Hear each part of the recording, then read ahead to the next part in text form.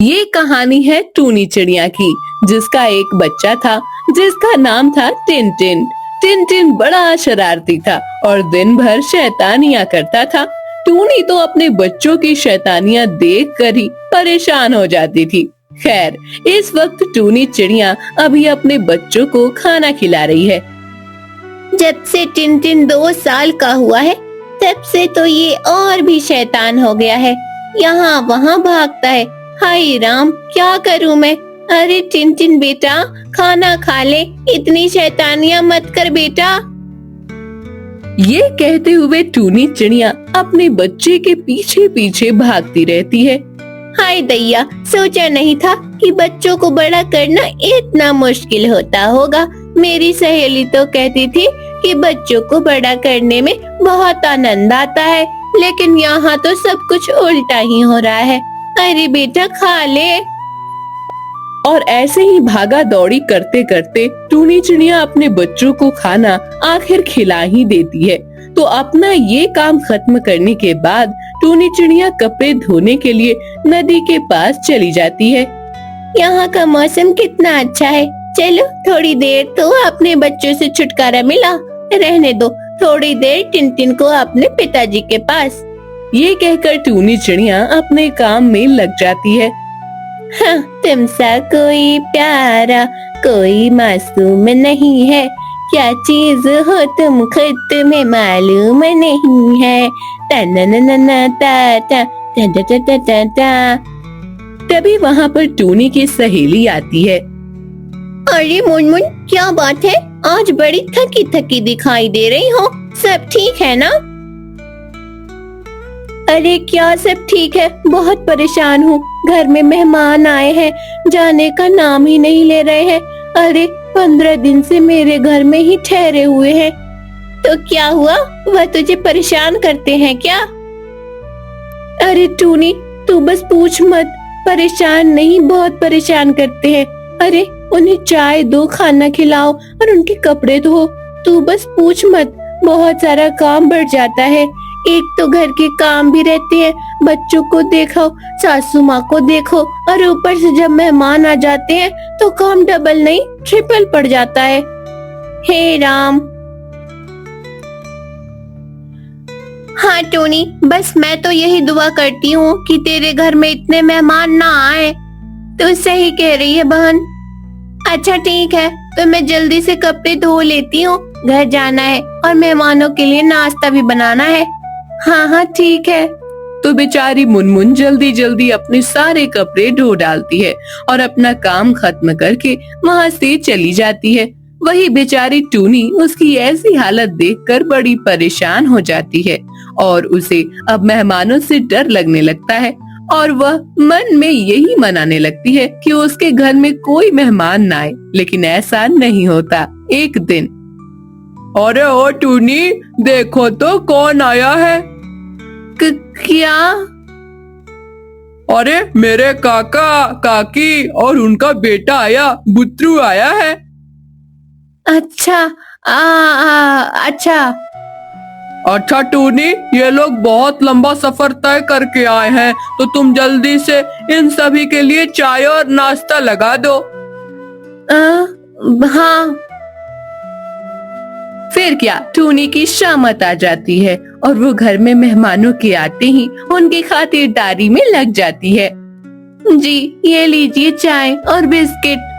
मेहमान लोग टूनी के द्वारा बनाए गए नाश्ते को चखते हैं।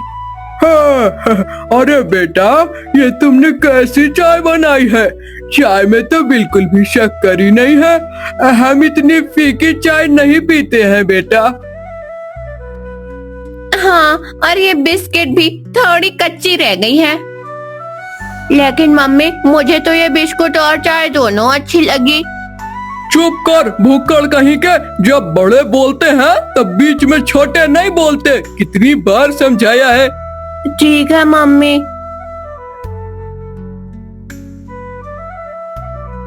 टूनी को मेहमानों की बातें सुनकर बहुत गुस्सा तो आता है, लेकिन वह कर भी क्या सकती थी। उसकी माँ ने तो उसे ये सिखाया था कि हमेशा अपने घर में आए हुए मेहमानों का सत्कार करना चाहिए, इसलिए टूनी भी यही कर रही थी।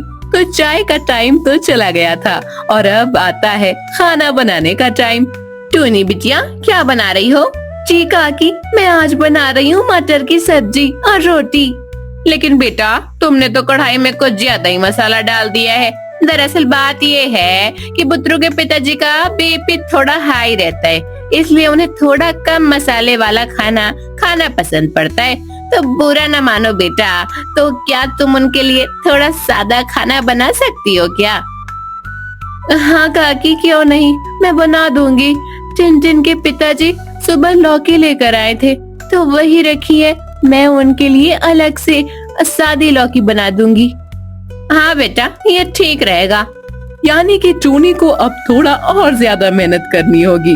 तो टूनी बेचारी घर का सारा काम करती और अपने मेहमानों का भी ध्यान रखती। इसी बीच एक दिन टिनटिन बुत्रू के साथ मिलकर बहुत शैतानियां कर रहा था। अरे टिनटिन, तू अभी छोटा है, लेकिन ये तो उससे थोड़ा बड़ा है ना, फिर भी उसके साथ मिलकर कितनी शैतानियां कर रहा है। अरे बेटा टिनटिन, शैतानी कम करो बेटा। तुमने अपने कमरे का क्या हाल बना दिया है। सुबह से मैं 3 बार तुम्हारा कमरा ठीक कर चुकी हूँ। अभी अगर तुम्हारा कोई खिलौना इधर उधर हो जाएगा तो तुम रोने लगोगे, तब फिर मुझसे मत कहना। वही टिनटिन तो बड़े मजे से बुत्रू के साथ खेल रहा है। तो टूनी अपनी काकी के पास जाती है। काकी, बुत्रू को थोड़ा समझाए ना कि वह शैतानी ना करे। हाँ हाँ, क्यों नहीं। टिंको बुत्रू के पास जाती है। अरे बेटा, इतनी शैतानी मत कर। अरे माँ, इतने दिनों बाद इतनी मस्ती कर रहा हूँ, थोड़ा तो मस्ती करने दो।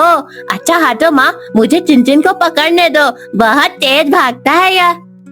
ये कहते हुए बुत्रू टिनटिन के पीछे पीछे दौड़ने लगता है और इस तरह फिर से एक बार और उसके कमरे का तहस नहस हो जाता है।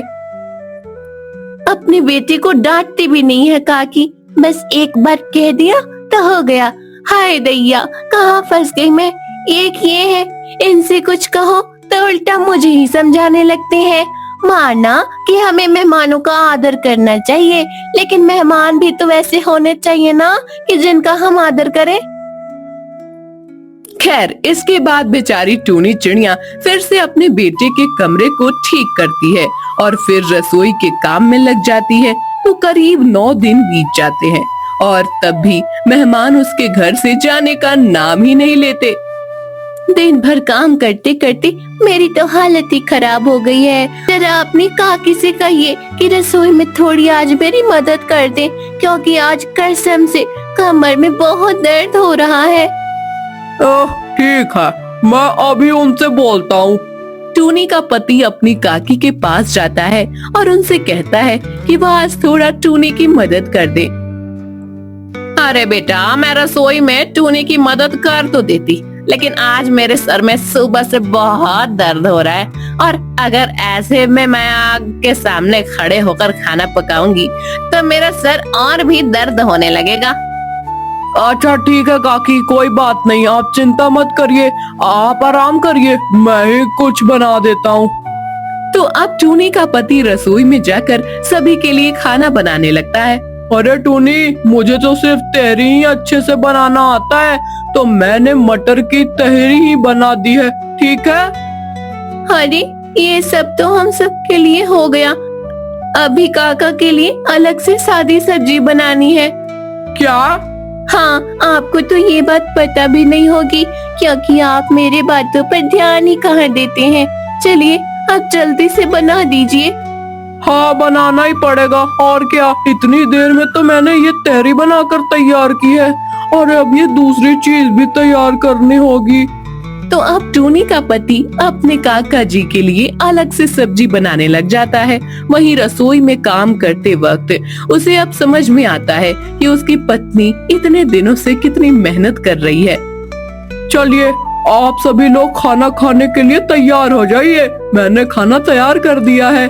तो टूनी भी देखती है कि उसका पति आज रसोई में काम करके कितना परेशान हुआ और तभी उसे एक आइडिया आता है।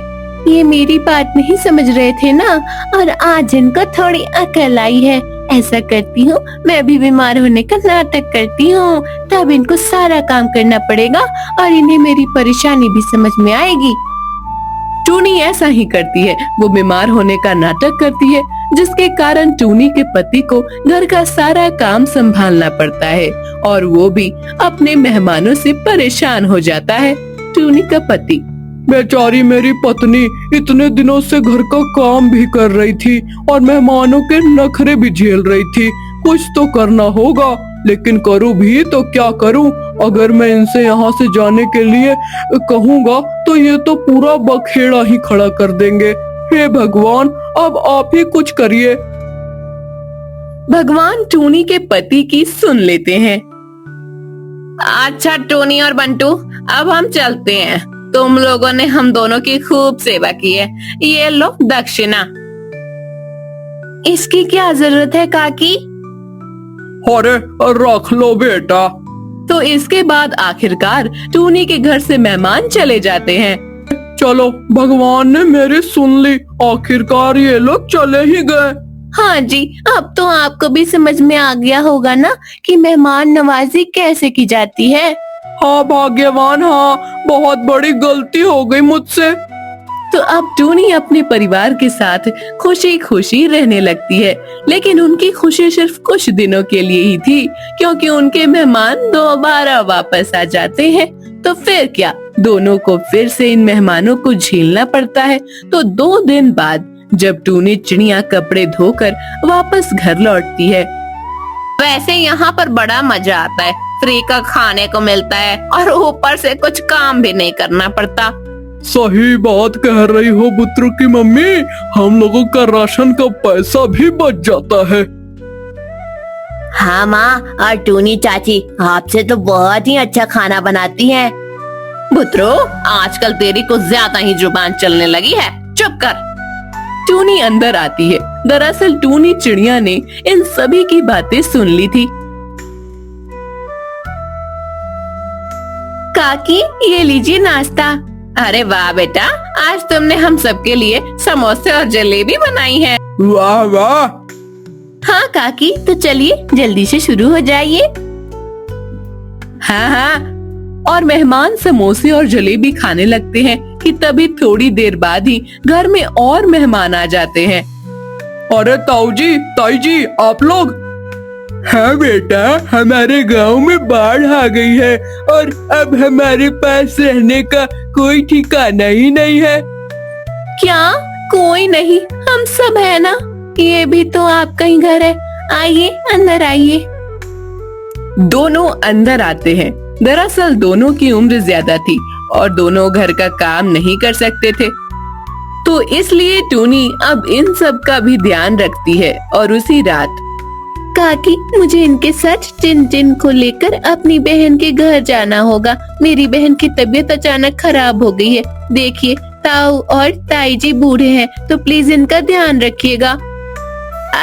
अरे लेकिन टूनी और उसका पति टिंकू की सुने बिना ही वहाँ से जल्दी से चले जाते हैं। अरे यहाँ तो हम आराम करने आए थे, लेकिन अब तो हमें यहाँ भी काम करना पड़ेगा, और तो और ये बुढ़े और बुढ़िया की भी सेवा करनी पड़ेगी। चिंता मत करो, ये दोनों सुबह तक आ जाएंगे। तो सुबह होती है और दिन भी होने को होता है, लेकिन तब भी टूनी आई नहीं। अरे टिंकू, जरा हम दोनों के लिए खाना बना दे, बहुत भूख लग रही है। हाँ।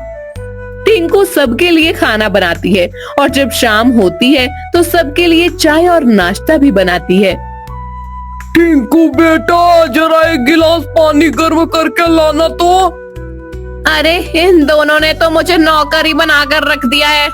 इससे अच्छा तो मैं अपने ही घर में थी। कम से कम वहाँ मुझे सिर्फ 3 लोगों का ही खाना बनाना पड़ता था, और यहाँ तो मुझे 5 लोगों का खाना बनाना पड़ रहा है।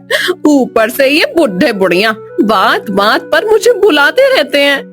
तो ऐसे ही 5 दिन बीत जाते हैं और टिंकू की हालत खराब हो जाती है। ए जी, अभी के अभी सामान बांधो और यहाँ से चलो। टिंकू और उसका पति अपना सामान बांधते हैं और वहाँ से चले जाते हैं। वहीं थोड़ी देर बाद टूनी का परिवार वहाँ पर आ जाता है। आखिर हमारी योजना काम कर गई। हाँ ताऊ और ताई जी की एक्टिंग और तुम्हारे सहेली मुनमुन की योजना के कारण हमें अपने मेहमानों से मुक्ति तो मिली। हाँ बेटा, अच्छा हुआ कि तू मेरे घर आया और तूने मुझे सारी बात सही वक्त पर बता दी। हाँ जी। तभी मुनमुन आती है। अब तो वो लोग तुम्हारे घर में तो क्या, तुम्हारे घर के आसपास भी नहीं भटकेंगे। और सभी लोग हंसते हैं और इस तरह सभी के हंसी के साथ ये कहानी खत्म हो जाती है।